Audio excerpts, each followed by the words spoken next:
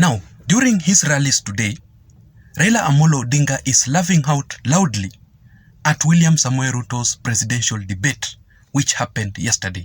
I want you to listen to what Raila Odinga had to say about that presidential debate before we proceed. ADC ekari 16,000 ambaye amenyakuliwa na yule jamaa mnyakuzi.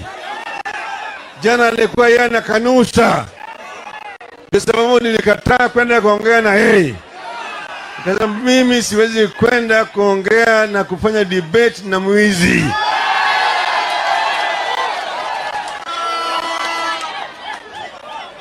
Sasa jana yeye mwenyewe alijifungia goli katika goli yake. Alifungia mimi bao katika goli yake. Amepiga peke yake. Hiyo shamba yeye mwenyewe alikanusha ati si yake. Kwa sababu amesema si yake, mimi natoa notisi hapa. Baada ya mimi kushika Biblia, hiyo shamba itarudi katika miliki ya umma.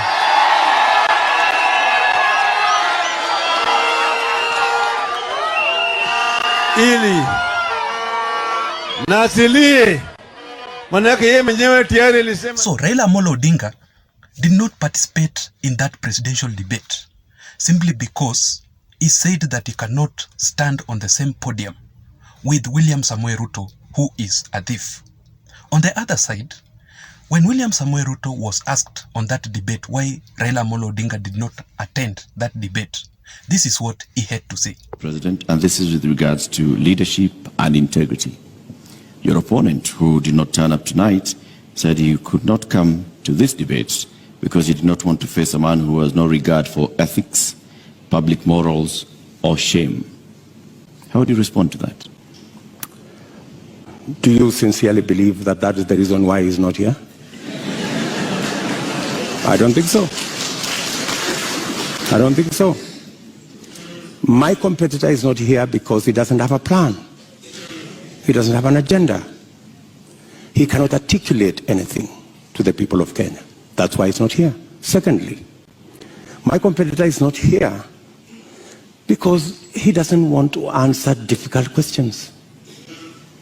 You know, he's been part of this administration, the handshake administration, for the last 5 years. KEMSA happened, and many other things happened. In fact, my competitor could not come here because he's not the real candidate. He's a project. So the reason as to why Raila Odinga is laughing out loudly at William Samoei Ruto's presidential debate yesterday is this. According to Raila Odinga, despite the fact that William Samoei Ruto was alone in that presidential debate and he was given much time to answer the questions in that debate, he was unable to answer the questions correctly as it was required. And that begs a question. How would you rank or how would you rate William Samoei Ruto's presidential debate yesterday? According to me, if you ask me that question, William Samoei Ruto was able to tackle some of the questions correctly based on the topics. So the questions that were being asked there was based on the topics. Like for example, there was this topic on the high cost of living. And we all know that majority of Kenyans right now are languishing into poverty simply because of the high cost of living. William Samoei Ruto had to answer that question. And he dragged in the agricultural sector, which plays an important role in Kenyans' cost of living. And he says that if he becomes the next president of the Republic of Kenya, first of all, he will capitalize enough on the agricultural sector and also introduce fertilizer subsidies to farmers to enable farmers to buy fertilizers at cheap prices. Also, there was this topic on the national security, whereby right now as we speak, ladies and gentlemen, majority of Kenyans in counties like Samburu, counties like Marsabit, counties like Baringo are dying, are being killed by bandits. And William Samoei Ruto was asked what he did as the Deputy President of the Republic of Kenya to save those people. And William Samoei Ruto said that that issue is all about political issue. And he was able to hold some meetings with some of the leaders there to make sure that he ends the fight or the killings in those counties. On the issue of the national debt, whereby we know that Kenya has a huge debt right now as we speak, William Samoei Ruto said this, that we have to slow down on the issue of borrowing. Why? Because we should not borrow as a country on unbudgeted issues. Those things that are not budgeted in the budget, we should not borrow so that we can fund them. So we should slow down on the issue of the national borrowing.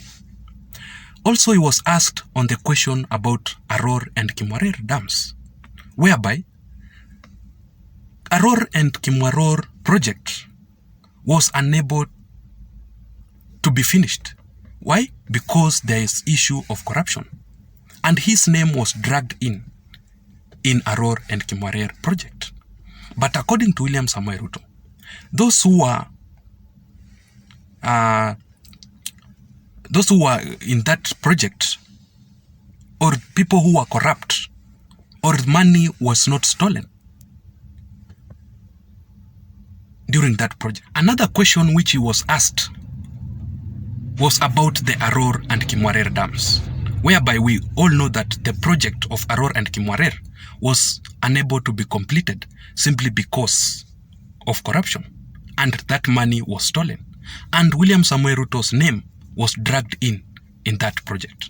But according to William Samoei Ruto, those people who are found guilty should be charged accordingly.